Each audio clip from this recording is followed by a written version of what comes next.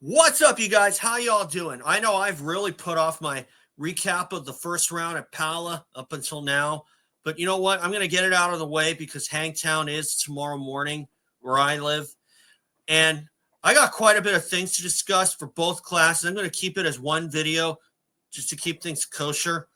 But first off, guys, remember, subscribe if you think that I'm worth listening to, or if you just want to see some more of my games. I will have one up next week.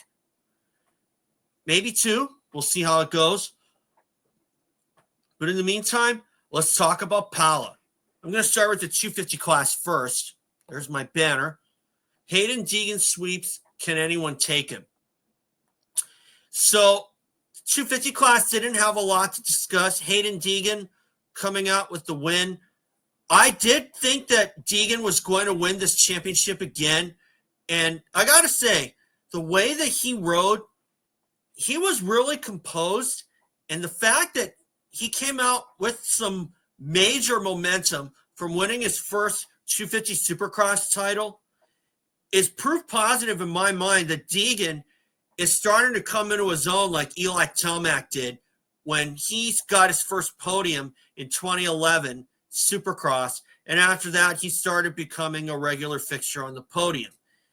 And then what looked like was going to be two times he'd win the West title. It didn't work out. He won it in 2012, but crashed out at LA, I believe, in LA or Oakland in 2013. But he still came through with 5 wins, but Ken Roczen was able to hold off Tomac for that championship.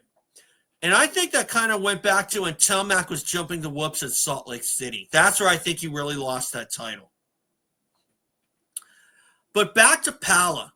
Obviously, everybody was still working themselves into where they should be, but some already answered their questions besides Haiden Deegan. But one guy that really took me by surprise was Ty Masterpool at first. Holy crap. When he got that good start in the first moto and just completely sent it into the lead, there was an outside thought that Ty Masterpool had been chomping at the bit to get motocross underway under Pro Circuit Kawasaki. And for him to put in that kind of ride, even though it may not have looked like a great result, have not looked like 2 good results on paper, what Ty Masterpool did is a good start to getting back to where he probably should be. Because I was looking for Ty to do some really good things in Supercross. Then he got moved over to the West Coast, and in the first race he runs, he crashes hard, breaks some fingers, and he's out.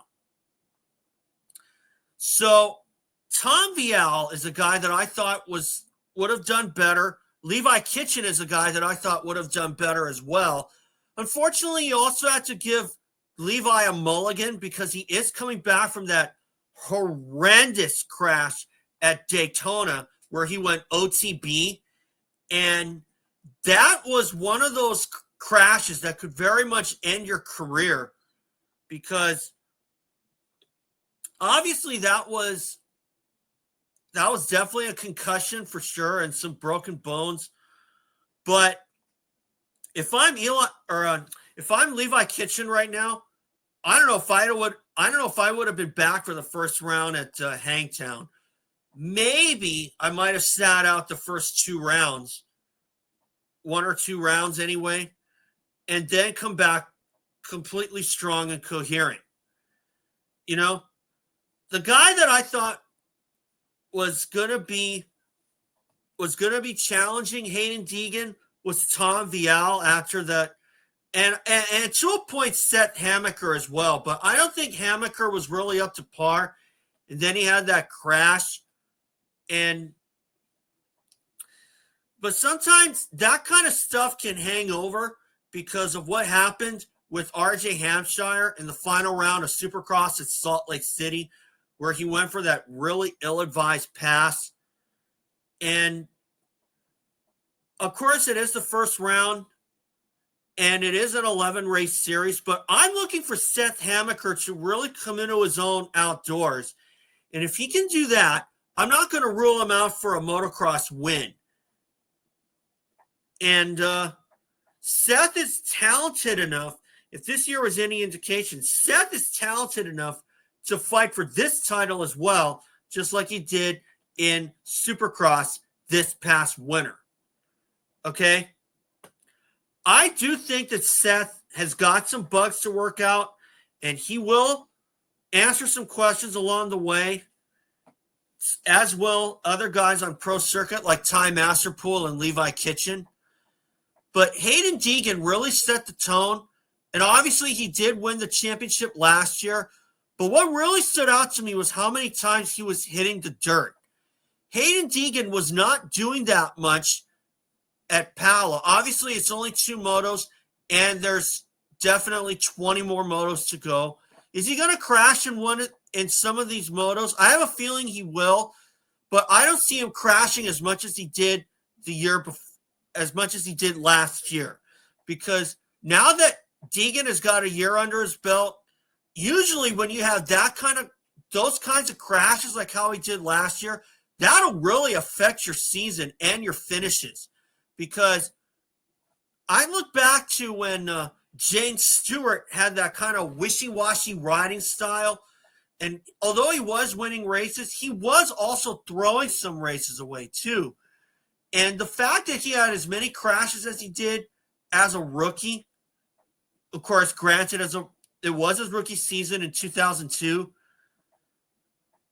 that really messed with his results. And he had double-digit results from Anaheim 3 on.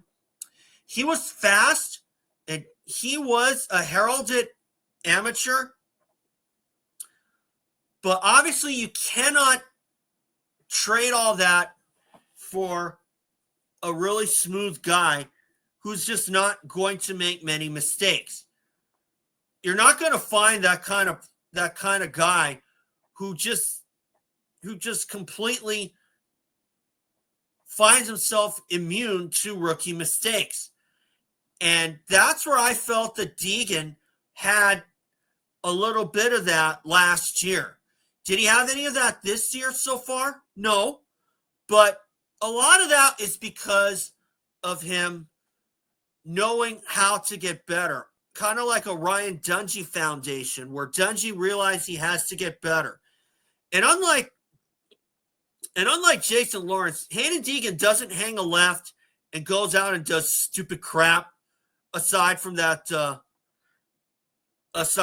street racing thing. And I've pretty much been at a point where I would be giving him a pass if he doesn't get in trouble again. And so far, he hasn't. So, got to give him a break there, which I did. Well, one time, everybody gets in trouble every now and then. But if it starts to become habitual, like a Jason Lawrence kind of habitual thing, then yeah, I'm going to have a problem with that, for sure. And, I mean, look at where that landed Jason Lawrence. I mean, everybody looks back on that fondly. I sure as hell don't. I look at that as a shining example of who not to act like. Okay? So, good on Deegan. I see him as possibly winning another title, but you win 3 titles, you're a legend. Obviously, Deegan, I don't think is going to go for the legend status of 3 titles in the 250s. You know, kind of like Ryan Villapoto and, of course, Ricky Carmichael, the most classic example back when it was the 125 two-strokes out there. But still, I see Deegan as a 2-time champ, and looks like he's going to leave the 250 behind for sure. But if I'm Deegan, I would at least stay in the 250s in Supercross and then jump up to 450s outdoors. But, you know, I'm not the one who's paying him, to quote Cooksey when he talked about Tomac or Jett Lawrence. I'm going to talk about them a little bit later, or in just a little bit. But still, if I'm Deegan right now, I'm racing 250s in Supercross and 450s outdoors. You know, kind of like how RJ Hampshire is doing this year. So, anyway, that's the 250s. Now we go to the 450s. Jett Lawrence makes big statement. Chase Sexton crashes out. Chase Sexton, I'm going to talk about this first. That's the total elephant in the room, so I'm going to get that out of the way. For Chase Sexton to crash out of the first round, that was a total bummer. But at the same time, having to ditch his goggles on the first lap was one of the biggest no-nos. But if there was a problem with his goggles, which I am going to not doubt that, one wonders why he didn't just pull in right away and went 2 laps without goggles. Because you look at what happened to Mike Alessi at Unadilla 07 in the second moto. He may have given up his chance at the overall, but he did pull in and he was able to ride out the rest of the race. And, take your medicine now. And that way then, it's a long season, and it is only the first round. You do want to get points, but I don't know. I'm kind of going to call out Chase Sexton a little bit, that he should have just pulled in right away. I mean, yeah, it was only the first moto, and there's still a second moto, so you can get some revenge.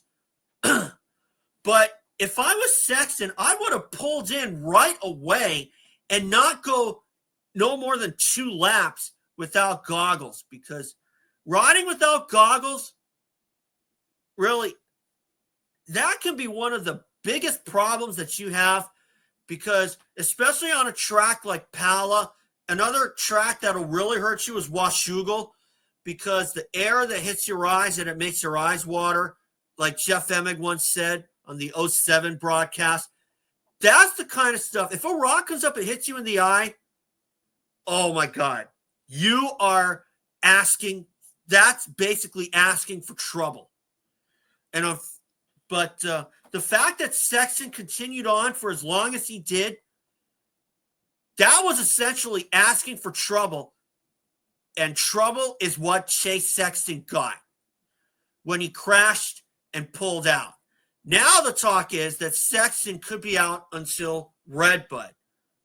Now, this kind of reminds you a little bit of the motocross season from not last year, but 2 years ago, when Sexton was under Honda, Jett Lawrence was a rookie, and he ended up sweeping the series. And for Sexton to crash out of the first moto, that would not have happened had he just pulled in right away. I mean, forget it that Eli Tomac was behind him and other guys like Jason Anderson and I think Hunter Lawrence as well. You should have pulled in right away, got the goggles, and went on. If you had to pass them again, oh well. It's only the first round, and you would have gotten points either way. But no. Unfortunately, Sexton went on continued on in the race. And unfortunately, that did lead to that crash, which I don't think would have happened had he just pulled in, like I said. He should have pulled in right away, because really, if you're driving on the road and you don't even use your windshield wipers when it's pouring down rain, you're asking for trouble, okay? Just one little example there. Because when you're driving on the road and you don't use your windshield wipers, what are the odds that you're going to cause a fender bender with another car because you just weren't willing to use your windshield wipers? It's one thing if your windshield wipers aren't working, but it's another thing if they are working and you just think you're fine. Did Chase Sexton think he was fine? No. But still, he should have pulled in right away. Had he just had, and in this case, if Sexton were driving a car and he had used the windshield wipers, had he done that, he wouldn't have worried. He would not have crashed. Okay. So I just thought I'd address that real quick. Now, Jett Lawrence with the 1-1 sweep to remain undefeated at Pala. Talk about a big statement. And when he had that let out that moment on the replay where he had just let out his emotions. When you look at all the crap that he has gone through with all that stupid hate speech that he's been in some videos that he's been saying, and especially with firing Lucas Myrtle, that's what you call making a big statement and coming back for sure. Because the way that Jett rode, he looked like he hadn't missed a beat. I mean, you look at what happened to Kevin Windham when it looked like that Windham was going to retire after 2002 because of the injury to his femur at Atlanta. And he was kind of burned out at that time. He was getting lapped. It looked like he just wasn't having a lot of fun. And the way that Jett Lawrence came back, he kind of pulled a Kevin Windham in that sense. When you look at it this way, because, you know, a lot of us thought that Kevin Windham was done back then. And when he started riding the 450 Honda, it seemed like all his passion and his love to ride had just come back in like 20 seconds. And, you know, that kind of made me think about that with Jett Lawrence. When you look at everything that's been happening, he kind of pulled a Kevin Windham kind of performance there at Pala. So good on Jett. And the fact that he was able to withstand a lot of heat from Eli Tomac is a dead giveaway that we're going to be in for one exciting summer. And for Eli Tomac to come out with a win at Hangtown, he's going to have to do that, because if he doesn't, I don't see Eli Tomac beating Jett Lawrence one time in motocross. I mean, you look at this. I mean, when you look at it this way, when James Stewart was battling Ricky Carmichael, Ricky would say that he wouldn't pass Stewart right away because he would know that Stewart would just wick it up and go to like a 7th or 8th speed and try to pass him back and end up crashing his brains out instead. So with Eli Tomac, the way that Jett Lawrence is riding, it's almost like a reverse thing with Carmichael coming out of the small bores into the big class, and James Stewart was dominating, and then Carmichael starts stealing his thunder, and all of a sudden Stewart has got none of it left. The guy who dominated once doesn't have that thunder anymore. Okay? So if you kind of see where I'm getting at here, that's what I see with Jett Lawrence. The fact that he managed to sweep the motos after how Supercross went for him, that's a huge statement, because not only is he undefeated at Pala, but we could be looking at another version of Ricky Carmichael with his perfect seasons. Like he won all the motos in 02 on a 252 stroke, does it again in 04 on a 454 stroke. But the main difference there is that Jett was on a 450 in 23. Obviously, everybody was on 4 strokes well by then. So Jett won't be able to do a perfect season on a 252 stroke. I don't know if he's ever ridden one. I like to think he has, but still, that's the only tiny difference there. So if Tomac doesn't figure out some answers for Hangtown, I don't see him beating Jett Lawrence at all this summer. And if Jett can pull off a perfect season with Eli Tomac out there, I think for sure he has proven that he's the next version of Chad Reed and Ricky Carmichael combined. Don't doubt it, folks. This guy's the real deal. So anyway, guys, that's all for today. And remember, subscribe. We'll see you all for Hangtown.